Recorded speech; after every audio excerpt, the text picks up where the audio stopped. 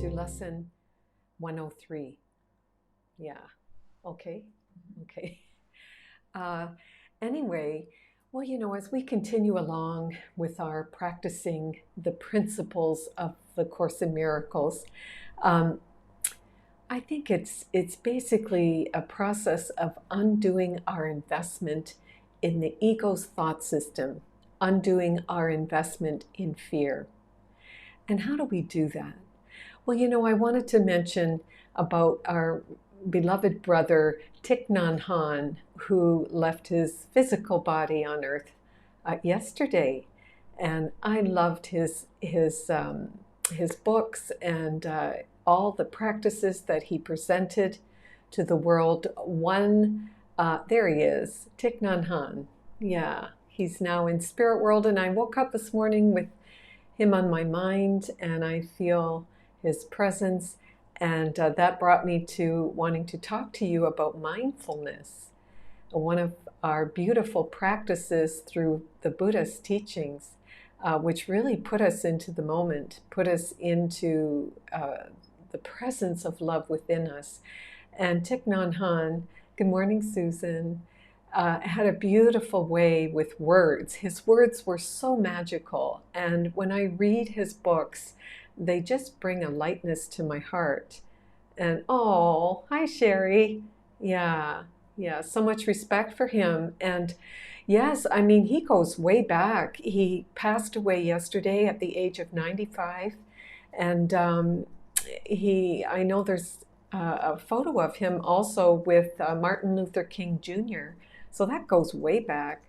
And he was profound. His presence was profound, He just embodied truth and really had a wonderful way of presenting that truth to the world. And so we honor Thich Nhat Hanh today. Hi, Sunshine. And anyway, from one of his books, I thought it's just so in alignment with our lesson, which is God being love is also happiness.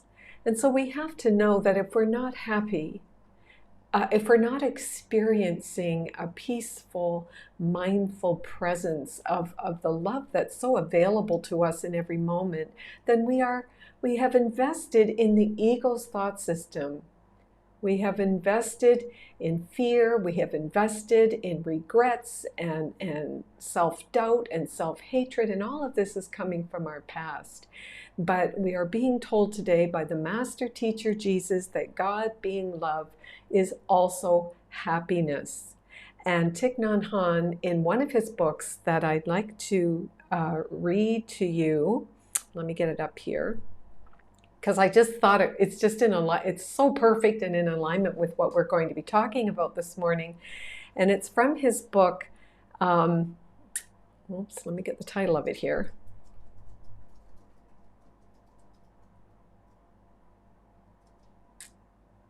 Oh, where is it? Silence.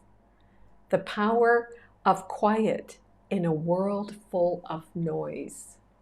I know, such a great title. The power of quiet in a world full of noise. Isn't that true? All right, from Thich Nhat Hanh. Do you have the picture there, Jamie, of Martin Luther King? Let's take a look at that. Martin Luther King was a peacemaker, and isn't that precious? And Thich Nhat Hanh, both of these wonderful souls were peacemakers, are peacemakers, and I'm sure from the other side they're continuing on with their peaceful ways, but here they are together bringing their heartfelt everything Godness into the world where there's so much noise, so much despair and suffering and unrest, especially now as we look around with this corona thing going on, right? So here's what Thich Nhat Hanh has to say about happiness and quietness, peacefulness and mindfulness. He says from his book, "We spend a lot of time looking for happiness when the world right around us is full of wonder. And I've said this before about when my beloved late husband passed, when in his final days, he said to me, I wish I would have taken more time to smell the flowers and to just see the wonder, because the world, when we are in our right mind, aligned with the love within us, there it is, thanks James, then what happens is that we see the wonder and the beauty and the glory in the world of phenomena. When you go outside first thing in the morning, or you get up first thing in the morning, just to open your eyes and see the good, to see the beauty, and to feel the prayer of your heart that says, God is, I am, all is well. The world is full of wonder when I am in my right mind with God. To be alive and to walk on earth is a miracle. And a miracle is a change of mind where you are, you're no longer in wrong-mindedness, where everything is a headache and a heartache. You have shifted your perception from fear to love, where miracles abound. And so our beautiful brother Thich Nhat Hanh says, yes, to be alive and walk on earth is a miracle. And yet most of us are running as if there were somewhere better, a better place to go. Can you relate? How you're not fully present. You're not in the moment. You're not devouring every moment that you breathe into and breathe out of. And you're running around looking for something else. Yes, mindful living, no birth, no death, only journey. That's beautiful. Thank you, Sherry. Yeah, that's beautiful. And so there it is, he says we're running around as if there's some better place to get to, but there is beauty calling to us every day, every hour, but we are rarely in a position to listen. How sweet is that? If we could just calm down, if we could just be still in the silence, and watch, observe, and witness, and look around us and see only good, and see the unfolding presence of God in everything. How wonderful is that? How wonderful would you feel? The basic condition for us to be able to hear the call of beauty and respond to it is silence.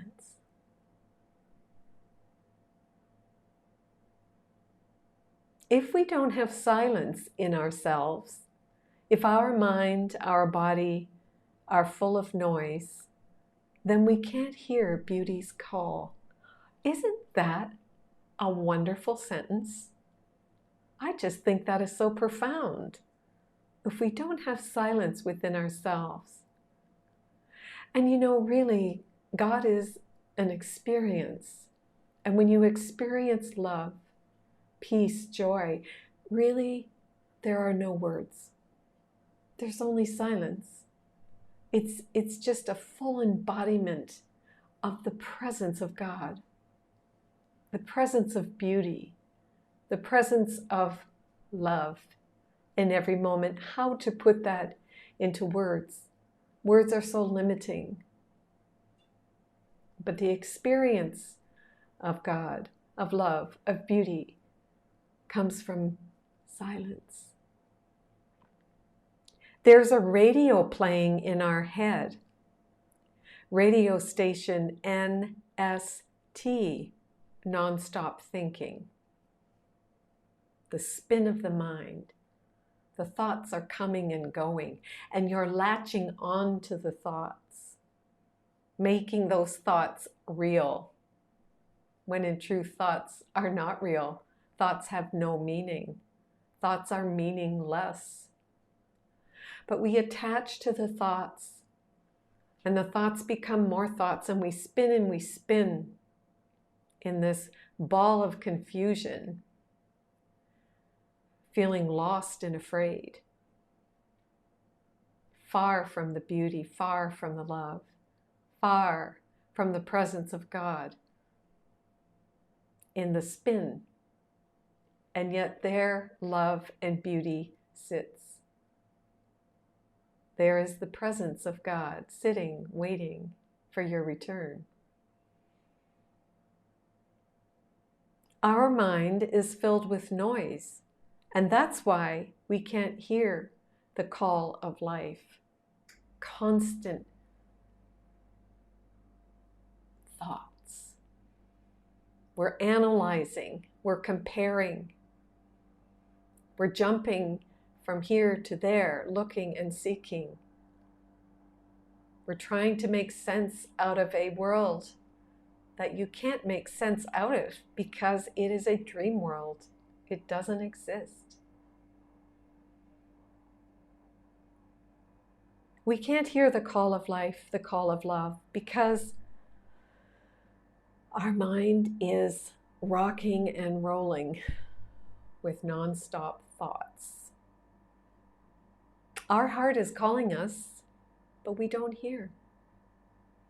We don't have the time to listen to our heart. Oh my God. Can you relate to that? No time for that.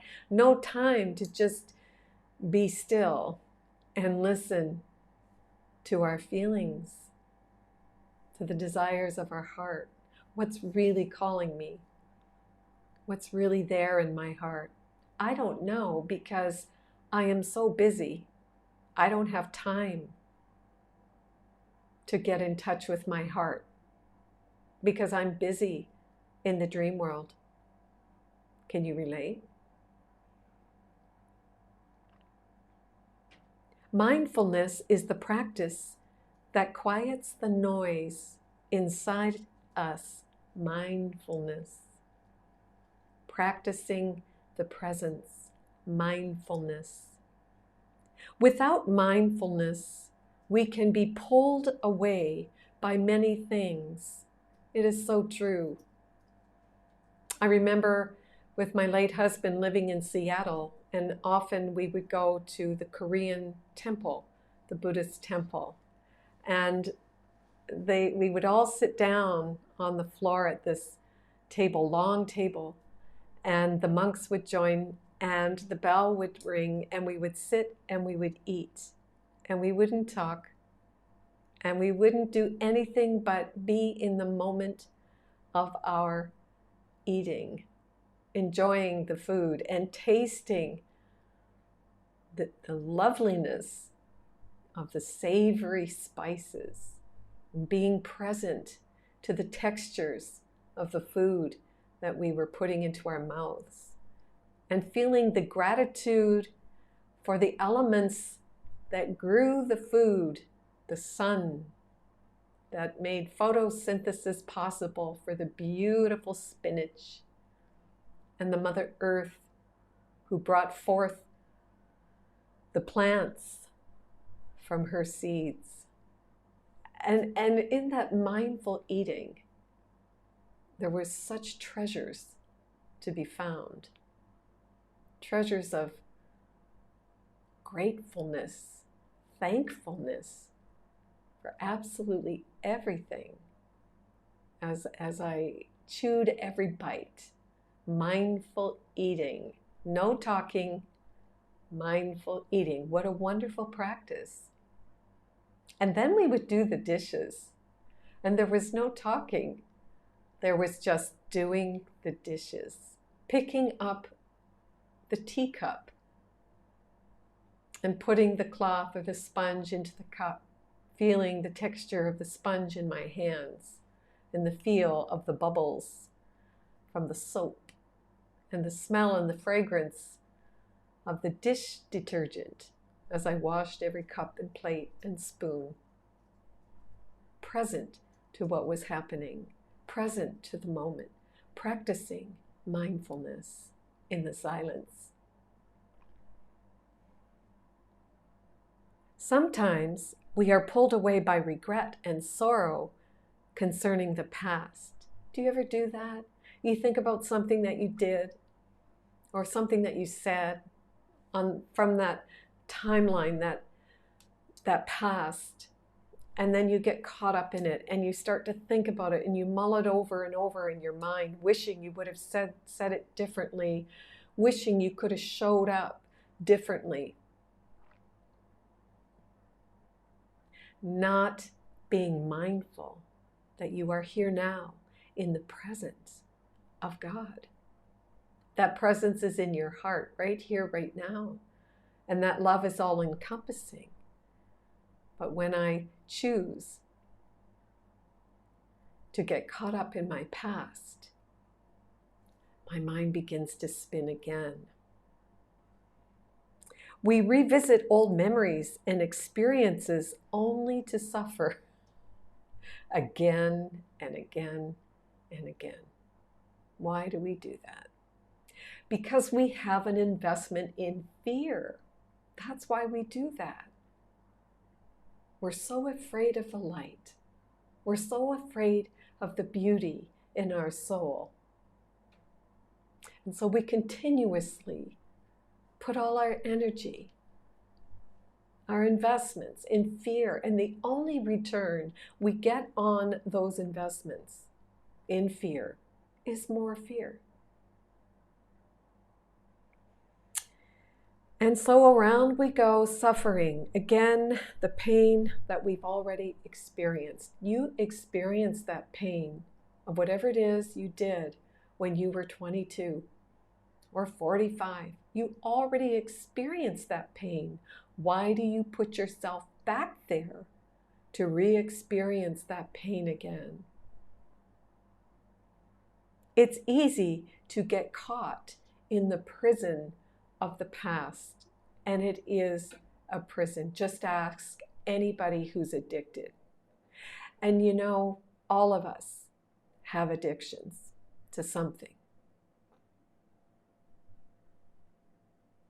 Food, maybe alcohol, TV, drugs, whatever it is. It's a prison. And we keep going back there to revisit that pain. And we do it because we still have an investment in the ego's thought system. We may also get pulled away by the future.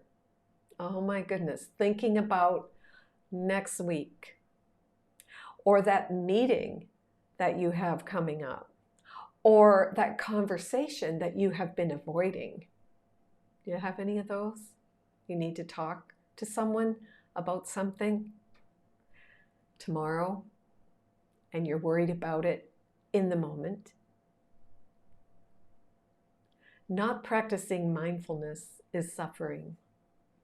A person who is anxious and fearful about the future is trapped just as much as one bound by the past.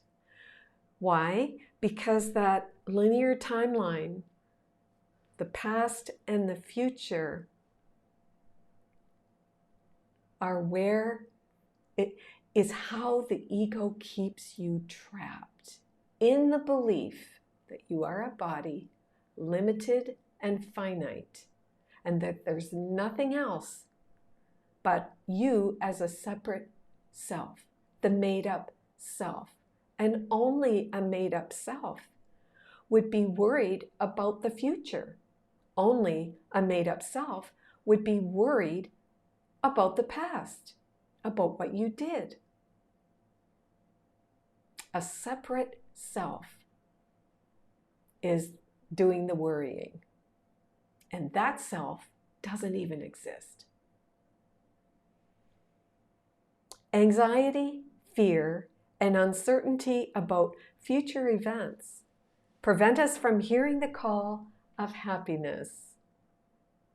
Just like our lesson, God is happiness, but we can't hear it when we are not present to the moment, when we are not mindful, bringing our conscious awareness to what we are doing, what we are thinking, who we are being what we are saying.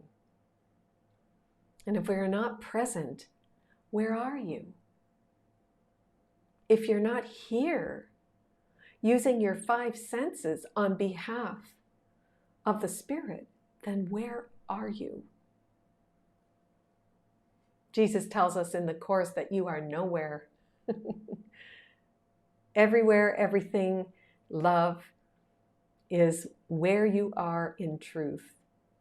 But when you decide not to be in the present moment, accepting the atonement for yourself, having your perception corrected by the Holy Spirit or Jesus or Buddha, whoever it is that you work with on that level, then you are nowhere, believing you're somewhere, but you are in the dream world, suffering. So the future becomes a kind of prison too. Even if we try to be in the present moment, many of us are distracted and feel empty, as if we had a vacuum inside. We may long for something, expect something, wait for something to arrive to make our lives a little bit more exciting. Do you ever do that? Where you think you have no power in your life and that you just are waiting for external circumstances or a situation to change so that you can feel full, you can feel happy. It's somehow when this changes, if I get the raise, if I get the new job, if I get to move my house, if I get to be here or there, I'll be happy. Anticipating something that will change the situation. It's like, I'm miserable, I feel separate from God, I feel angry about the past, anticipating the future, but I know I'll be okay when that something comes. When that thing in the future comes into my life that I've been anticipating and waiting for, I'll just sit here and stay miserable until that comes, and then I'll be happy. Do you ever do that? I can't be happy now because I don't have that thing that I'm anticipating. Think about that. That's a good one. And the truth is, nothing in this world will make you happy. Nothing. Temporarily, maybe. But nothing here can make you happy because nothing here is real.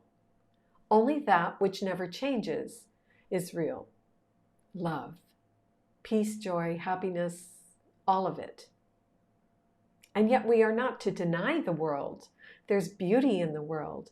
We will be in the world and not of the world when we practice mindfulness and being present to every moment, feeling the joy, looking at the beauty that abounds around us. The sounds of the birds. Have you ever done that? Just sit and listen to the sound of the birds. Just go outside and look at the clouds in the sky. Just focus on something wonderful. Look at it with wonder. We don't have to wait for something to show up to be happy. We just have to appreciate what already is. God is beauty. God is wonder. God is love and joy and peace. So if you're waiting for that certain thing to happen and you think that that thing is going to bring you happiness, it's not, because the problem is in the mind. Your mind is not at one with God. You believe you're separate, so you have a perceptual problem and you're seeing everything through the ego's filter. And so how can you be happy? Even if you get that thing that you're waiting for, you still won't be happy because you haven't changed your mind about who you think and say you are. I am what God made. I am. God is. All is well. Okay, so then he says, we anticipate something that will change the situation. because we see the situation in the present moment as boring. Have you said that lately? I'm bored. This is boring. This is nothing special, nothing interesting. Do you see the ego, how tricky it is? It would have you believe that this present moment is boring. Remember, the ego wants to keep you mindless. What does that mean? It wants to make sure that you never realize that you are the observer. Imagine you are the fulcrum point. There's love and fear, and you are the observer, you are the witness, the silent witness, you are the decision maker, and in every moment, the power of your mind is to choose love, or you're going to follow fear. Fear is a habit. Yeah. So the ego doesn't want us to wake up to the power of our mind, to the power of choice, of choosing. No way. So it'll tell you, this is boring. Why even bother? I hate my life. I can't wait for this pandemic to be over. Then I'll be happy. Right? Oh, I just can't wait for this to happen or that to happen. That's how tricky the ego is. But the practice of mindfulness keeps you in the presence of God, of love, of abundance, of peace and joy and harmony. You are in heaven. Heaven is harmony. And you are in a vibrational frequency that is not of this world. And the gorgeous thing about that is everything that is a perfect match to the thoughts you hold, to the state of being that you're in, will come to you. So that it's not like you're denying the world. You're denying the power of the ego over your mind. You're denying that nothing has power over. You're saying, I am the only power there is because God is in my mind. It's so amazing. And we get there by practicing mindfulness, being present. Mindfulness is often described as a bell that reminds us to stop and silently listen. And I can relate to that because at this temple we used to go to all the time, the monk would ring the bell. And so it brought the mind back into the present because we are so unconscious, right? The mind just rolls along and you know, when that silent witness is not conscious of that, well, you will be everywhere but in the moment. So as we were having our meal at the Buddhist temple and we were, you know, enjoying the flavors and textures of the food, my mind would wander into, well, I wonder what we'll do after this. I wonder if we will go to the park this afternoon and feed the ducks. You know, the mind, it just gets away on you and you don't even know it. It's so unconscious, isn't it? It just rolls along. But practicing mindfulness, it would bring, you know, the monk would ring the bell, like this little ding here, just a little ding, and I would come back to practicing the moment, being mindful of what I was doing and enjoying and using all my 5 senses to be fully in the moment. So try that. Just, you know, have a little bell, you know, something to remind you that you're wandering, mind wandering. Jesus talks about that in the Course. He said, oh my God, you're far too lenient. You just, you know, you're far too lenient of mind wandering. It's practicing the presence. That's where the Holy Grail is, in the moment. So we can actually use a bell or any other cue that helps us remember not to be carried away by the noise around and inside us. When we hear the bell, we stop. Maybe your mind was wandering as I'm talking. And now with the bell being rung, you come back to the moment where you practice listening, deep listening, being present. Being present is the key to happiness. When we hear the bell, we stop and we follow our in-breath and our out-breath. Making space for silence. We say to ourselves, breathing in, I know I am breathing in.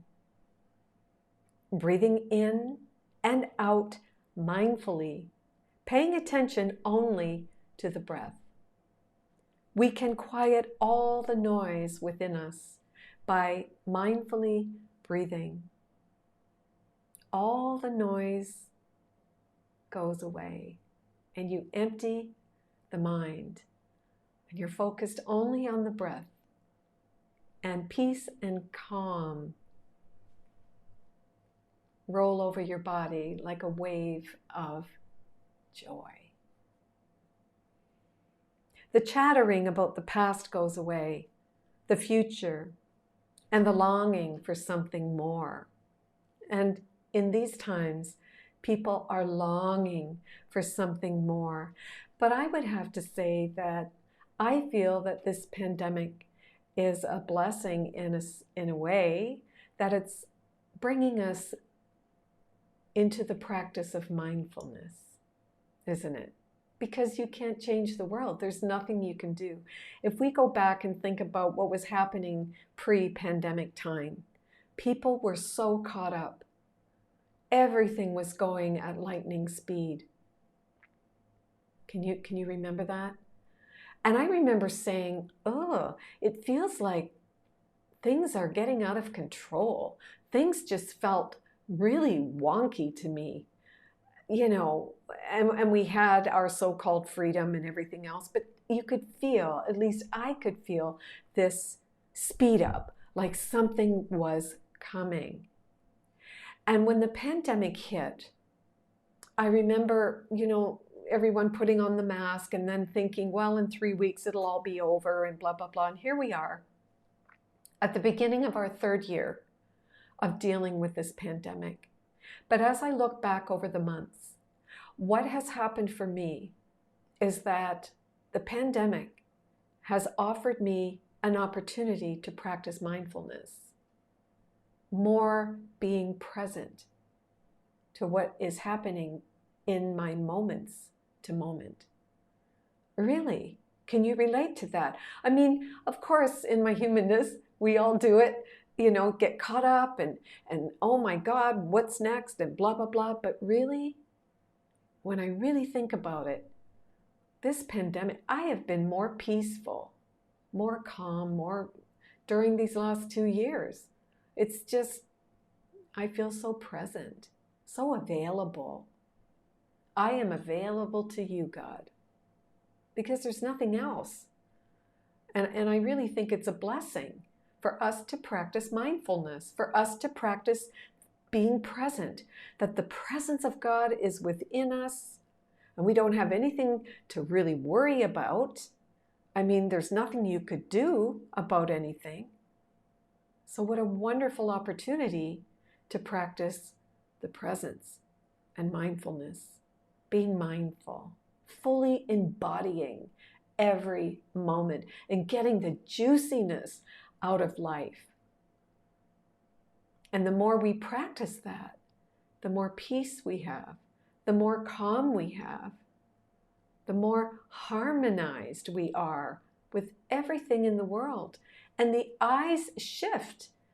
The eye of perception, it shifts and your perception becomes healed because you are present to the presence of love within. And that presence of love within you looks out into the world and sees itself. It sees itself as beauty in a flower. It sees itself as a songbird It sees itself as a banana growing on a tree in my backyard. It sees 22 little solo papayas hanging from my papaya tree and smiles with glee at itself. So my body becomes a wonderful communication device.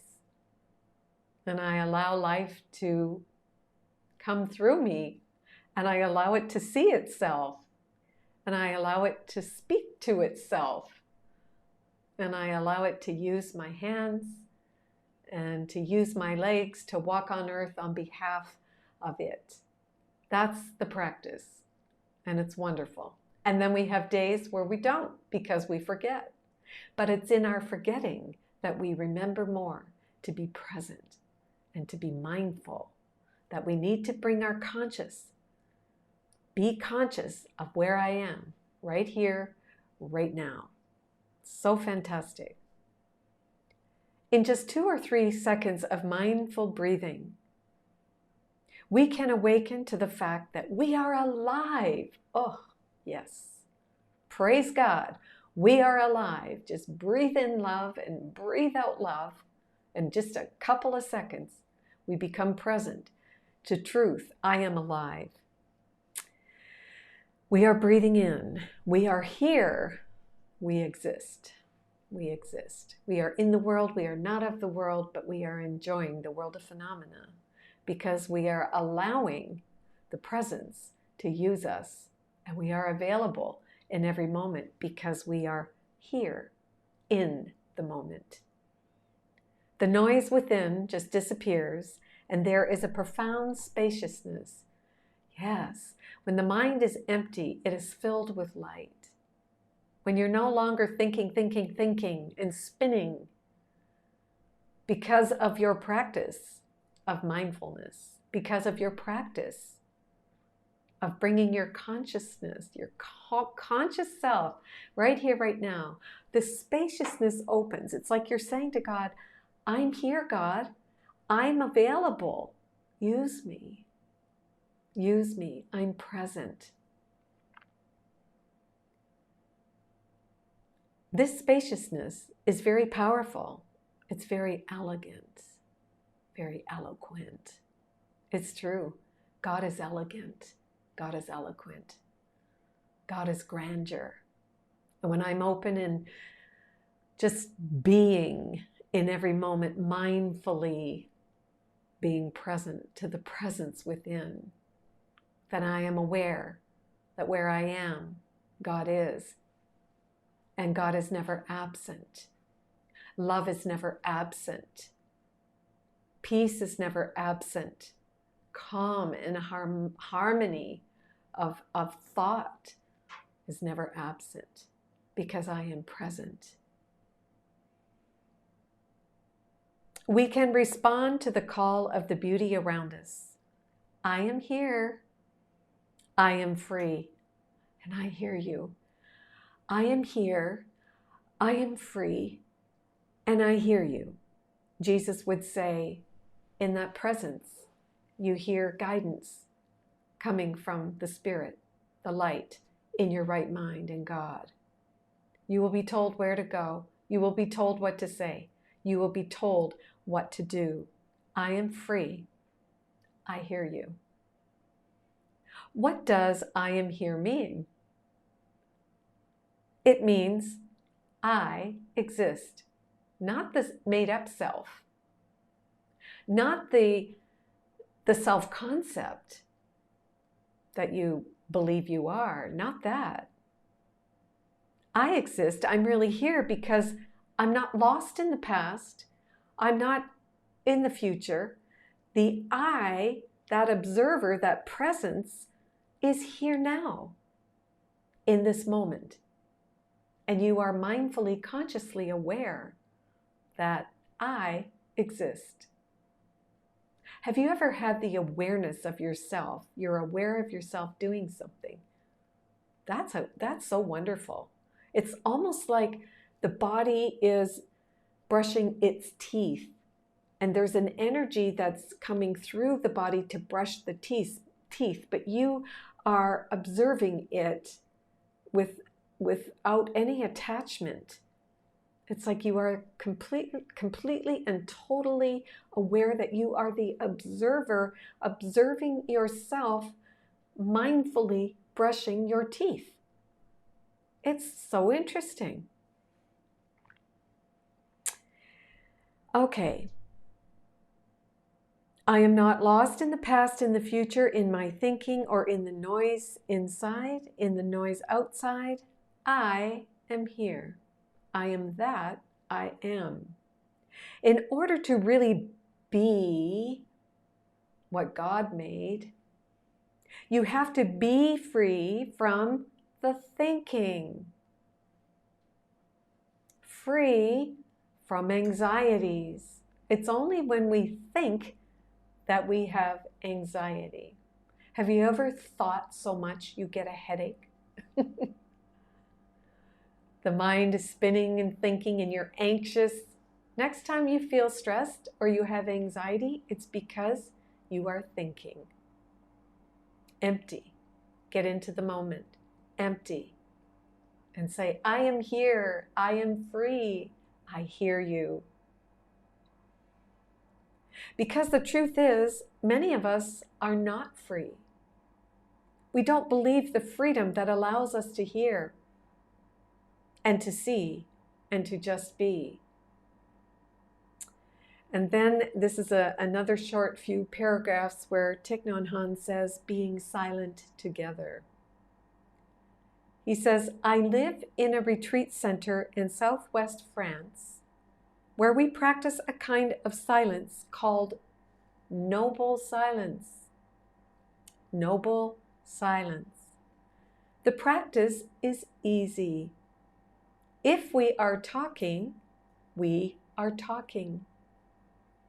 But if we are doing something else, such as eating, walking, or working, then we do just those things. We aren't doing these things and also talking. So we do these things in joyful, noble silence.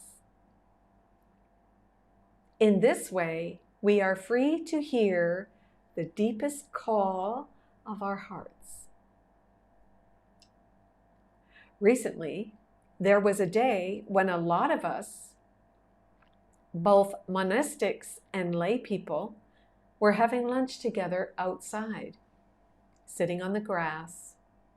All of us went to serve ourselves and then joined the group to sit down. We sat in concentric circles, one small circle within a larger circle, and then another, still larger circle. We didn't say anything. I was the first to sit down. I sat and practiced mindful breathing to establish silence in myself. I listened to the birds, to the wind, and enjoyed the beauty of spring. I wasn't waiting for others to come and sit down so I could begin eating.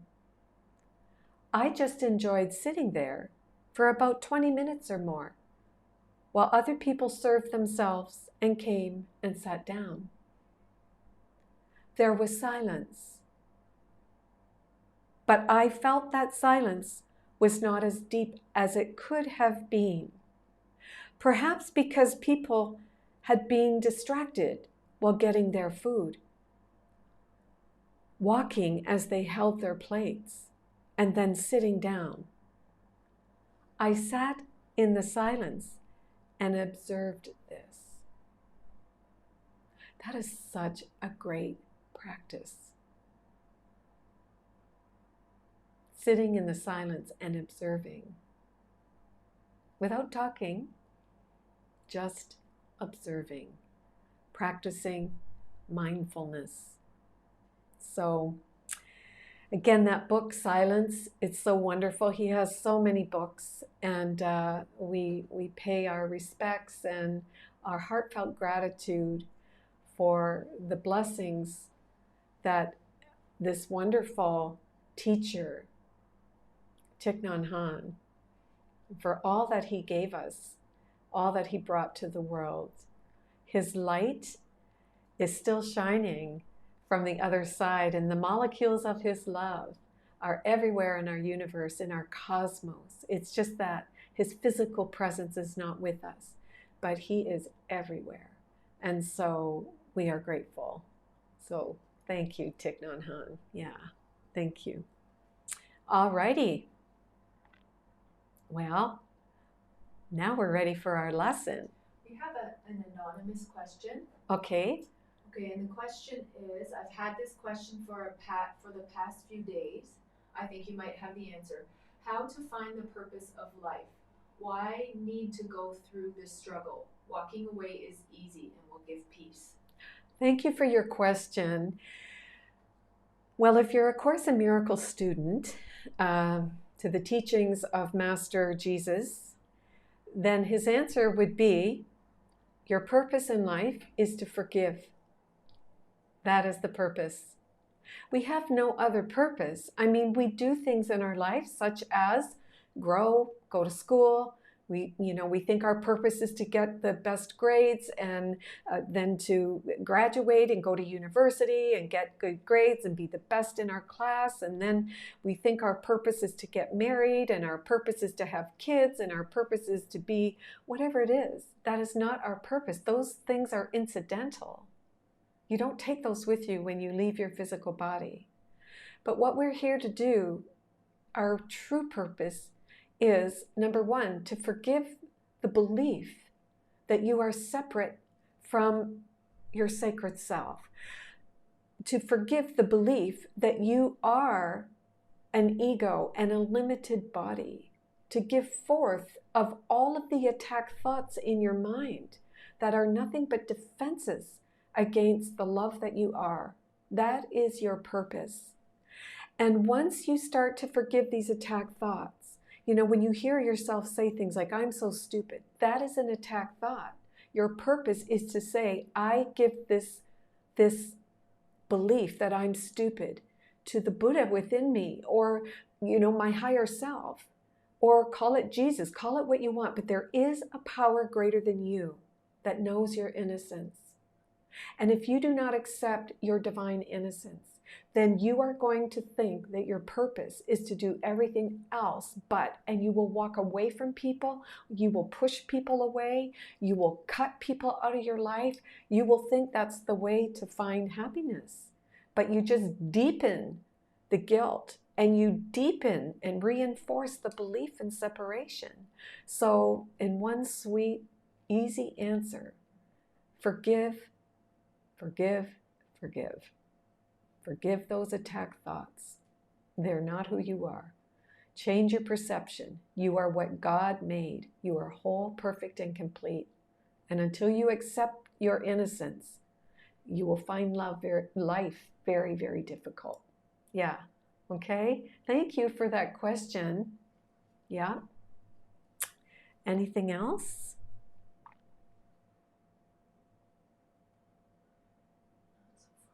Okay, well, let's take a look at our lesson now. We were given a good segue there with our beautiful brother Thich Nhat Hanh and his message of mindfulness, how to be happy. It is through mindfulness. And now Jesus is telling us in lesson 103, God being love is also happiness. What is love?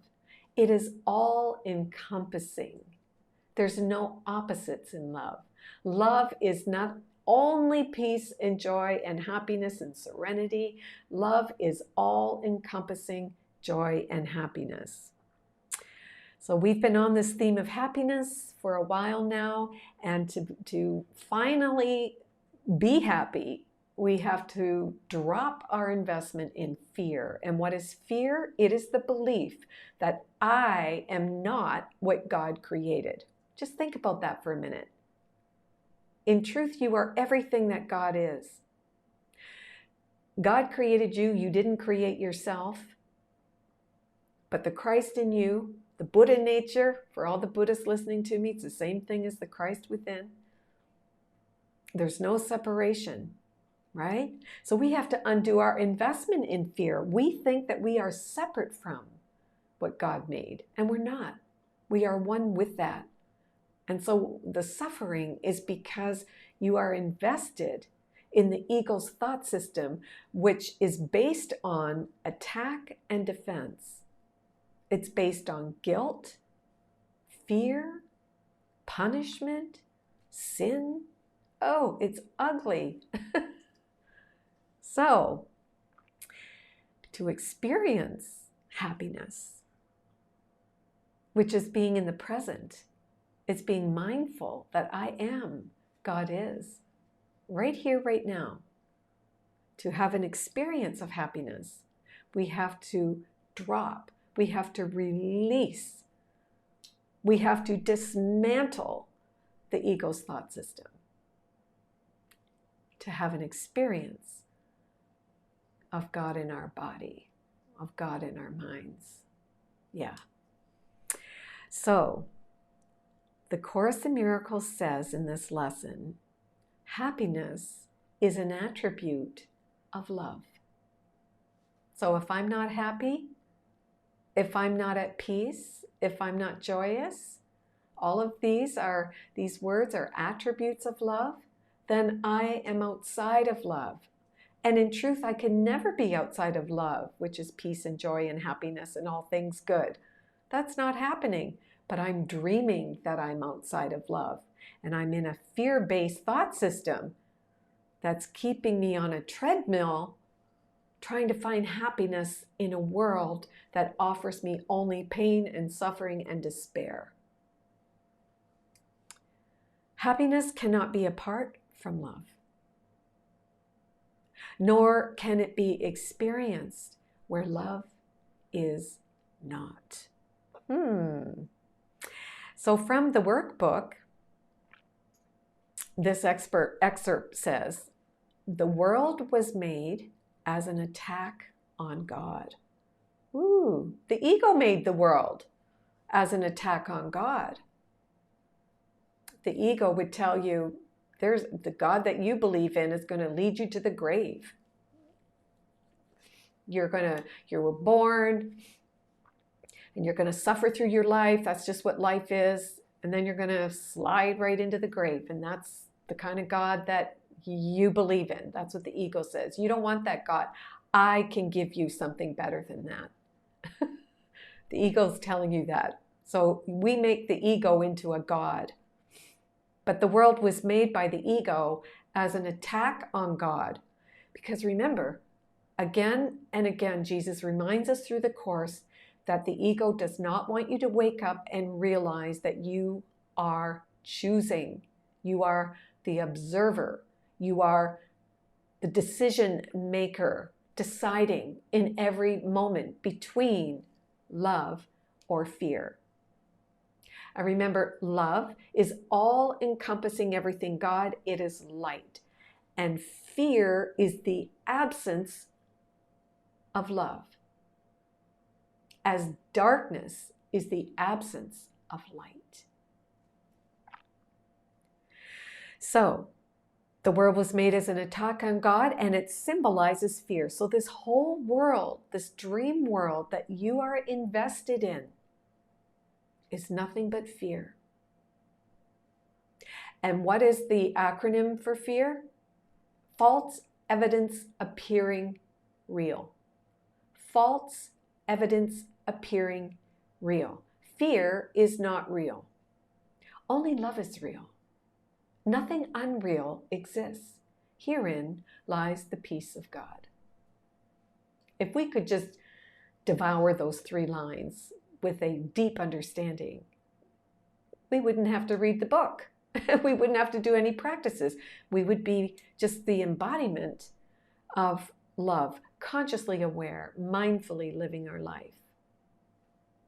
And what is fear except love's absence? Yeah, thank you. What is fear except love's absence?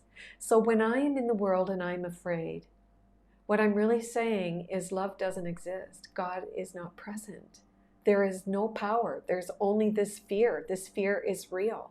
And remember, as a Course in Miracles student or any other Dharma student, we have to accept one thing first. I am innocent. I have to accept that I am what God made. I am what God created. I am whole. I am perfect. I am everything that God is. I have to start with that premise. And so when I am all wrapped up in fear, then I'm saying I am not what God made. I am the limited self. What I'm saying is that I am a body, full stop. Yes, I have a body. It's true. So do you. We all do.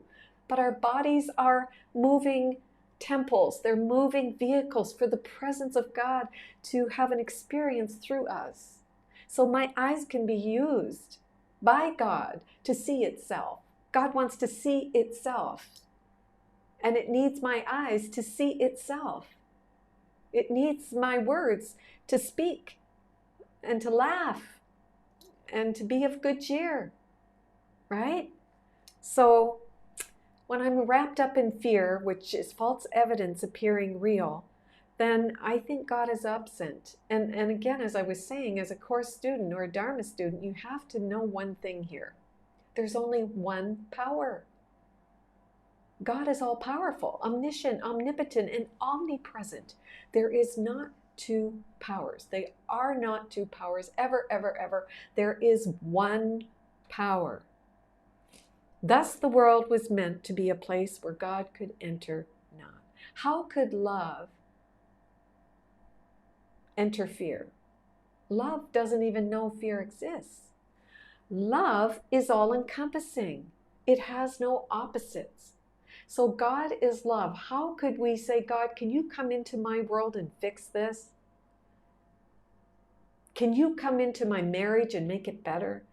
God, can you please help me? I'm sick and I need to be healthy. Can you help me? God knows nothing about fear. God knows nothing about sickness. God knows nothing about lack or poverty. God is love without an opposite. I have to stand in truth and say, God, I am here. I am conscious. I am here. I am free. I hear you. And I claim health, and I claim abundance, and I claim all that is good, and I am open to you. And in that mindful practice, you will be guided. There will be symbols in the world that will wake you up, a song that you'll hear on the radio maybe and go, oh, a book that falls off a shelf and you open it and you think, oh, something, signs and symbols in the world. If you are open and you are free and I can hear you, the Spirit will use symbols and signs in the world that will help you know that you are guided. But you can't ask light to come into darkness. Light shines darkness away. Darkness and fear is subsumed in the light. So we stand in our truth. I am innocent. I am what God created. And as that, I'm saying to my Creator, here I am. I am available. Show me. Show me. I am open. I am ready for guidance. How wonderful, right? So God could enter not, and where his Son could be apart from him. Thus the world was meant to be a place where God could enter not, and where his Son could be apart from him. You are never apart from God. Even when you are standing in that darkness, even when you are standing in that fear and you think that life is over and it's just so bad you don't know what to do, God is never absent. Because you are the beloved Son, the light of God, and that can never be separated. And so Jesus goes on to say, it is only the awareness of the body. So when I become body identified, when I think that I am a finite body, a finite self, okay, that makes love seem limited. That's the only problem, is I become identified with this body. I think it's who I am, full stop. Well, now that makes love seem limited. Because I'm now all wrapped up in this self-concept called I'm Dehyana, body, finite, limited. And so then I would feel like, oh, love seems so limited with that wrong perception of myself. For the body itself is a limit on love. And just think about the love that you share with people on this journey toward awakening. Your love is very conditional. Your love says, I love you, as I said last week, I think it was, I love you if you agree with me. I love you if you accept my opinion. I love you when you wear your hair like that. I love you when you wear that certain pair of pants, but when you wear black, I don't love you anymore because I hate that color. All of these things, all of these concepts, these ideas, these ego traps, it's all coming from the limited, wrong perception of ourself. The body, we're using the body's eyes now. And Jesus tells us in the Course that the body's eyes do not see. The body's ears do not hear. This body is a device used by the Holy Spirit. It is a moving temple. And when I surrender to that, I hear differently. I see differently. My eyes of duality are closed and I have single-eyed vision, single-eyed focus. The eye of the Christ, the eye of the Buddha. I see differently. The body is a limit on love, and the belief in limited love was its origin. The body was made out of fear. The minute I believed the tiny mad idea, when I thought that instead of laughing at the tiny mad idea that enters into the mind, that I am a separate self, I bought the, what is it? I bit the bait. I bought the bait. And then here I am in this body. The ego made the body. The ego made the world as an attack on God to keep you mindless so you never return to heaven, to harmony, to a place of peace. And it will trip you up. It'll tell you things. It'll have you do things. It is a trickster. But the joke is the ego doesn't exist. It's only when you give your power to the ego and you make it real in your dream that you experience hell on earth. You're doing it to yourself by how you think. If your thoughts are not in alignment with the right teacher is Jesus, the Master, or Buddha. Think of the right teacher. It doesn't have to be anyone specific. It just so happens that this Course in Miracles uses Christian terms, Jesus, Holy Spirit, whatever. But think of it in whatever terms work for you. Think not that this is merely allegorical, for it was made to limit you. All of this dream world, the body, the self-concept, the ego's thought system was made to limit you. You are what God created. You are divine design by the master architect. The Creator created you. You didn't create yourself, but the same power that is in God is in you when you are in your right mind. Love has no limits. How about that? And we have to take what Jesus says literally. Love has no limits, being everywhere. Love is present everywhere. It's just that you're not.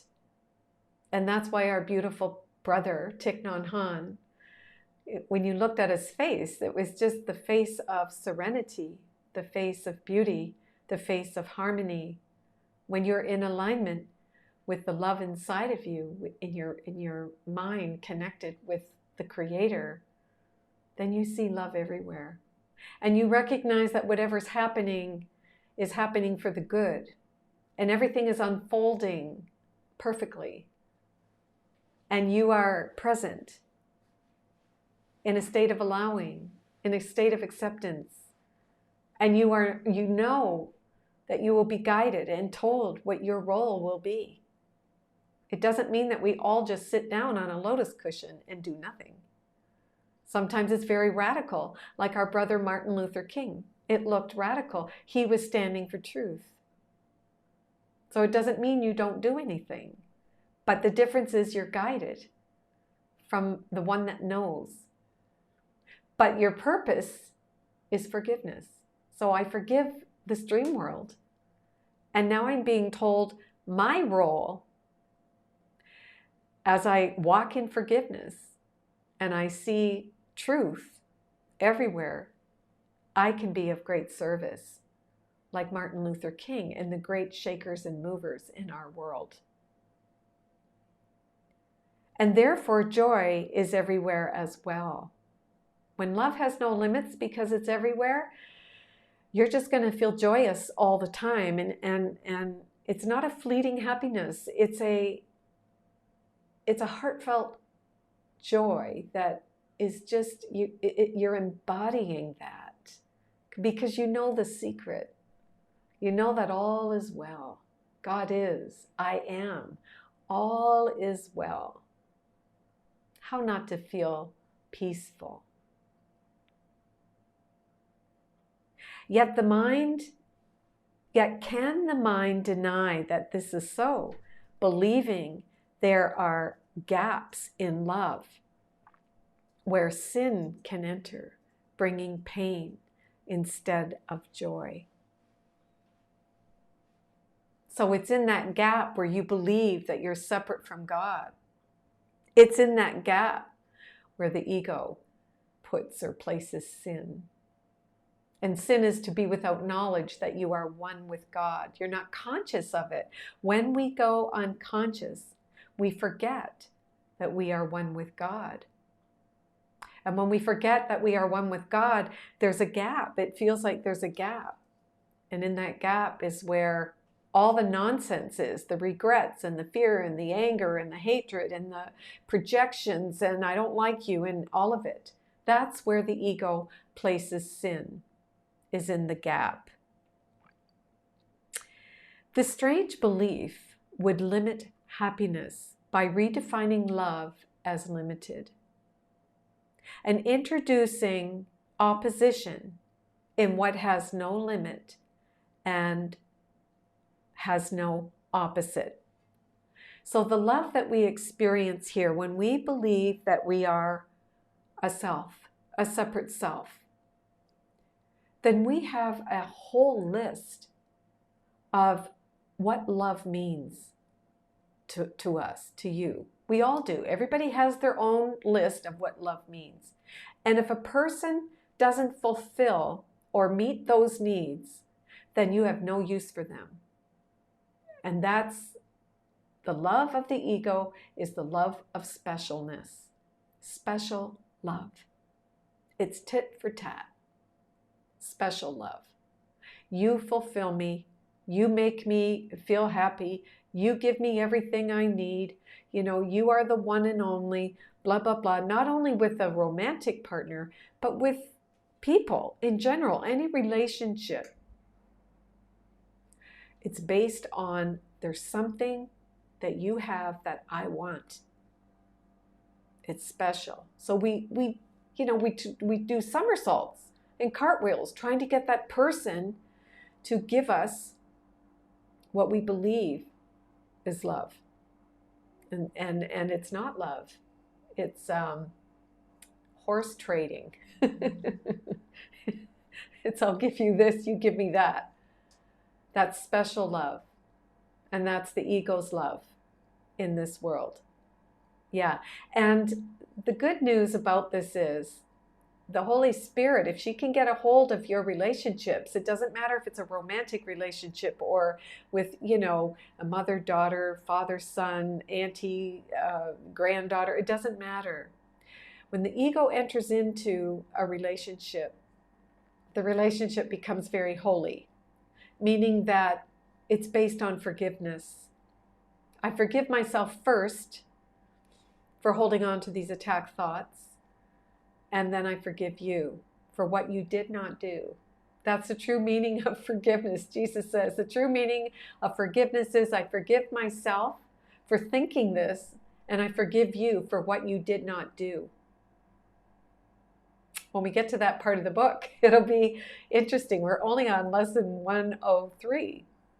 And so that might feel a little deep to some of you, but the world is animating the things in me, thoughts, words, and deeds that I have not forgiven. And I get to see it mirrored.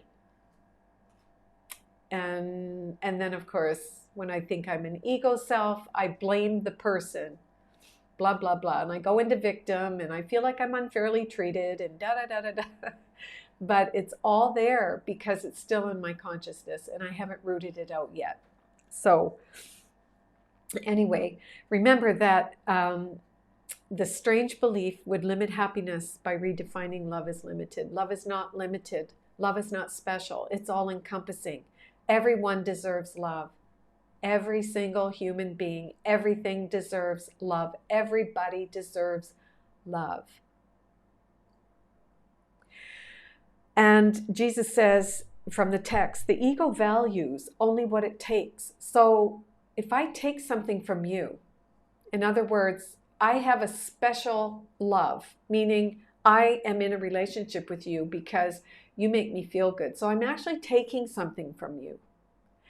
Jesus says the ego values only what it takes. And this leads to the fourth law of chaos, which, if the others are accepted, must be true. The seeming law is the belief you have what you have taken. By this, another's loss becomes your gain. Enemies do not give willingly to one another, nor would they seek to share the things they value. And what your enemies would keep from you must be worth having, because they keep it hidden from your sight. And Jesus says all of the mechanisms of this madness are seen emerging here.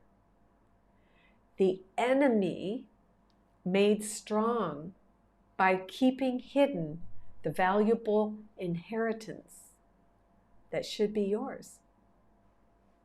Your justified position and attack for what has been withheld. And the inevitable loss the enemy must suffer to save yourself. This is special love relationships. And all of them have to be undone.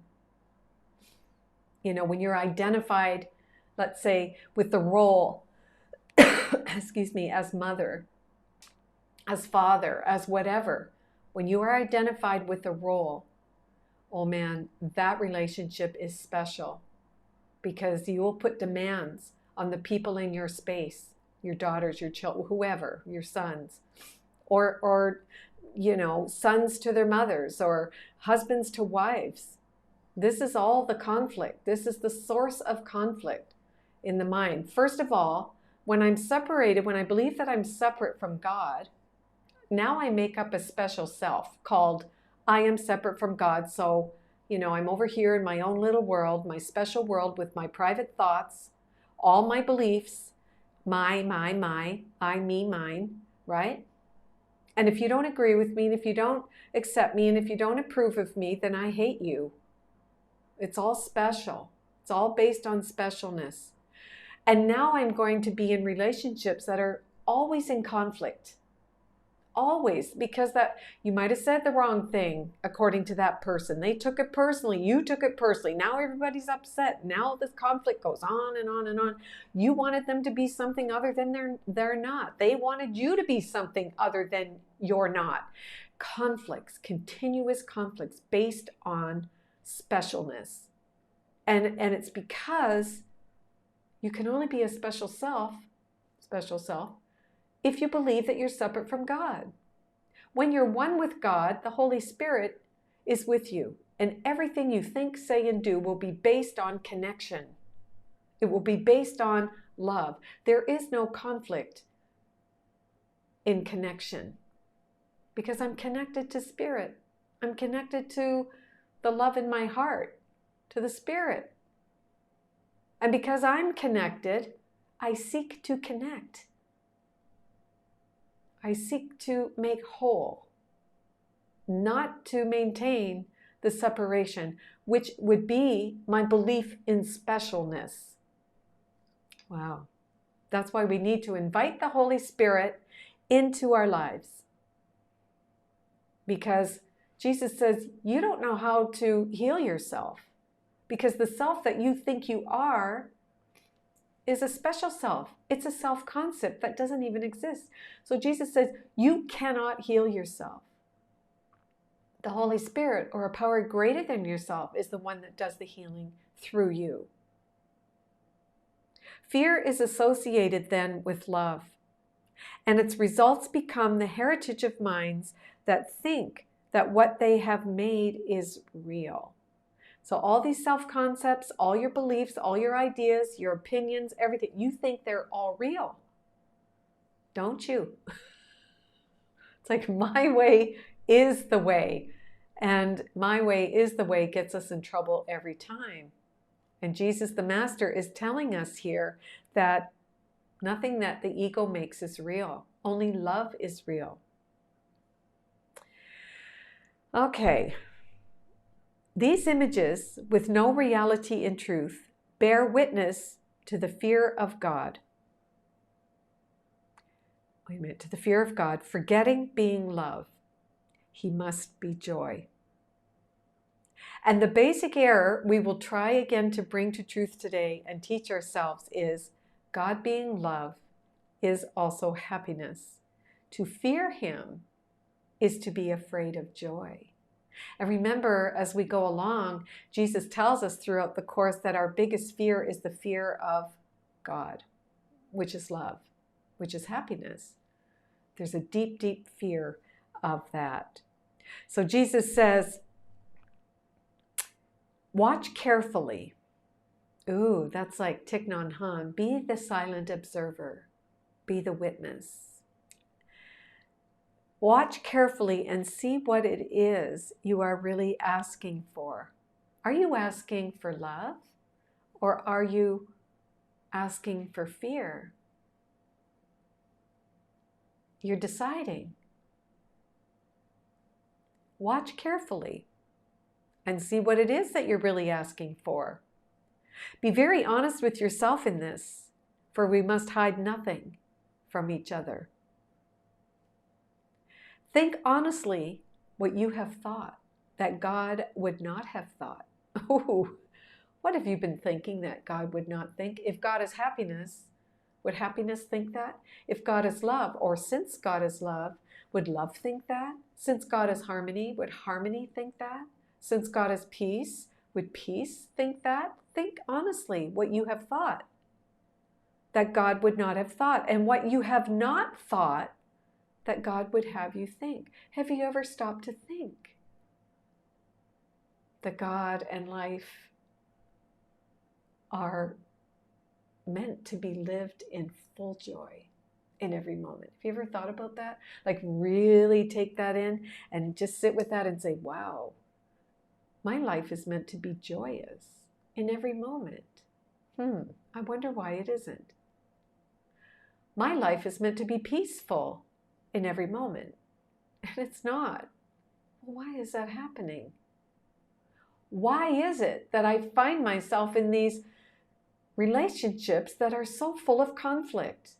Why? What's going on?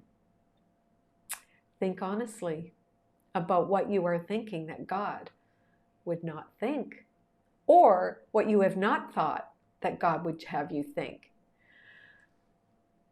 Maybe we could stop a moment and say, well, I am projecting fear onto this person. I'm carrying my past into this moment. I'm not showing up with a clear slate and seeing things as they are in this moment. I'm bringing the past with me. Search sincerely for what you have done and left undone accordingly. And then change your mind to think with God's. And as we do these lessons, lesson by lesson, we are being taught that our only problem is a perceptual problem. That when we see with the ego's filter, when we believe that we've separated from God, now there's a veil, a filter, a cloud of guilt, and we're seeing through a glass darkly, as Jesus says in the Bible. We're seeing through a glass darkly. So, Jesus says, begin your practice. Oh, wait a minute. I wasn't finished. Was I finished that? Okay. Search sincerely for what you have done and left undone, and then change your mind. Okay, so we just talked about that. This might seem hard to do, but it is much easier than trying to think against. Ooh, so that's from the Text, Chapter 4. You might want to go and read that text, Chapter 4. Okay. Begin your practice periods of practicing today with this association, which corrects the false belief that God is fear. That's the problem. We think God is a punishing God, and that's why we're afraid, really afraid to bring all of our darkness to the light. You know, you're afraid that God's going to punish you because you lied or you stole or you really hurt someone, or, you know, when you say to the Spirit, you know, please forgive me, I want to see things differently, that's really frightening because you think that God's going to strike you dead. God's going to punish you for that, for leaving him, first of all. So it also emphasizes happiness belongs to you because of what he is. Happiness belongs to you because you are the divine innocence of God. You are the Christ light. You are a spark of the divine. Within that love light, you're never separate from that. So God says, it says happiness. You are the embodiment of happiness. It belongs to you. It's your natural inheritance because of what God is. God is happiness. So are you. If you're not happy, who are you? If I'm not happy, who am I? Allow this one correction to be placed within your mind each waking hour today. You know, in order to reach a place of knowing that we are what God made, we are the embodiment of love, we are sparks of the divine, that we are divine innocence in every moment, we have to undo false beliefs. Looking at, you know, this world is a world of beliefs. Every belief that you have to let go of. None of them are true. Every single belief.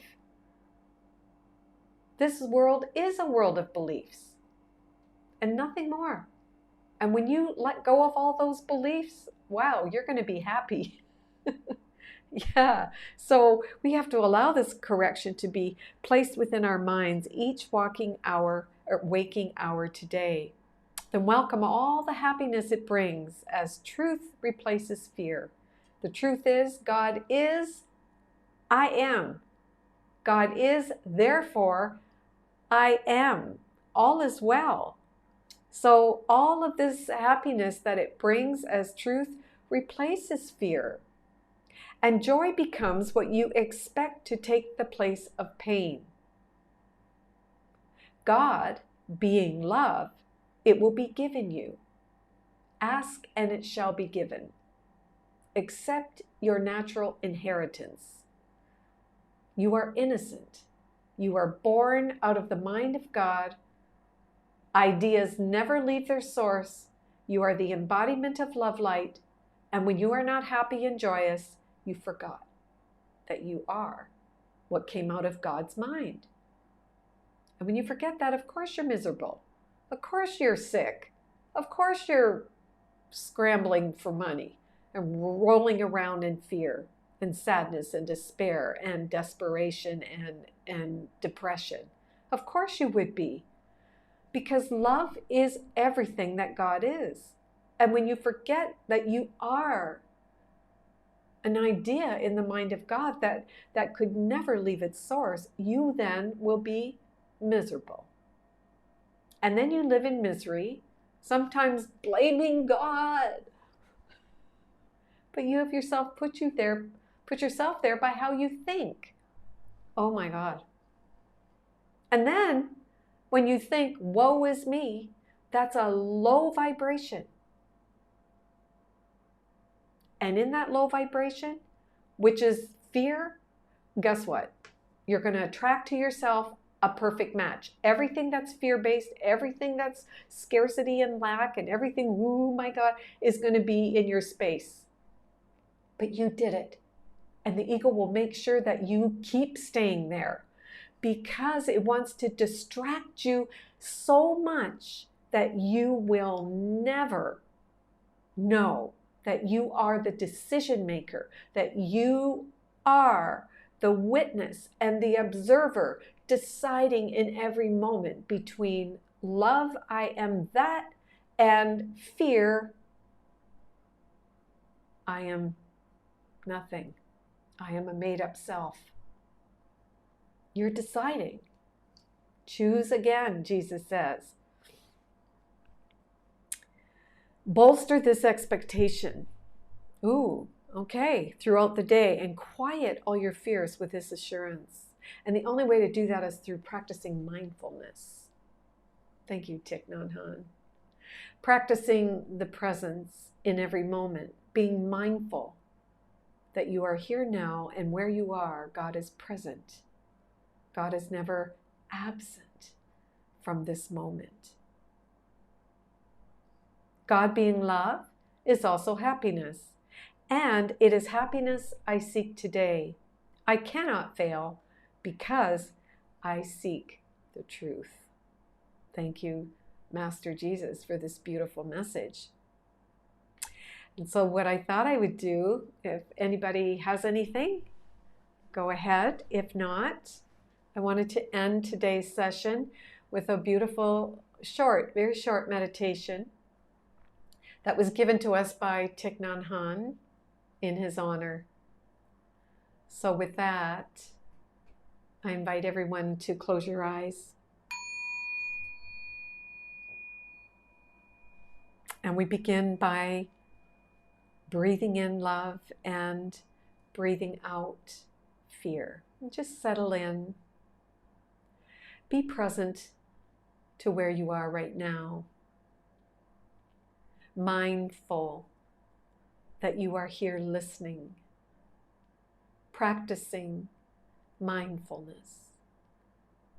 You can feel the chair or the cushion beneath you. You can hear the sound of my voice, and you are present. You are mindfully listening to the words, allowing the words to speak to your heart. Breathing in, I know I am breathing in. Breathing in, I know I am breathing in.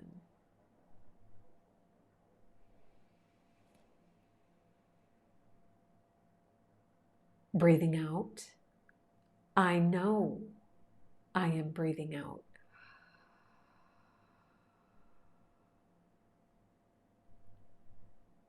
Breathing in, I notice my in-breath has become deeper.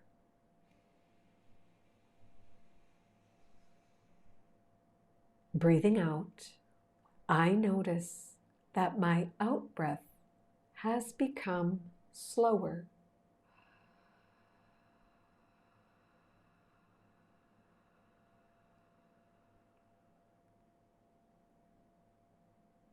Breathing in, I calm myself.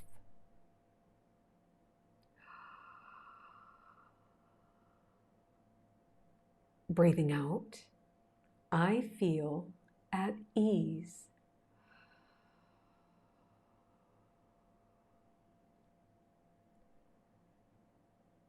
Breathing in, I smile.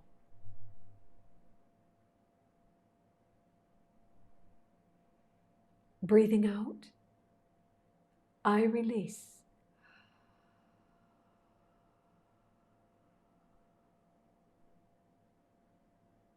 Breathing in,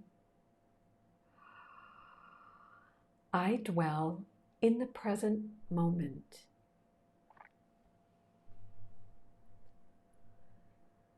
Breathing out,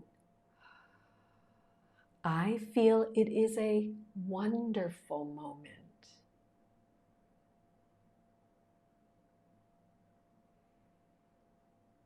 And so it is with love and praise and gratitude, thankfulness in our heart for our beloved brother Thich Nhat Hanh for such a simple, profound meditation to keep us present and mindful. Amen.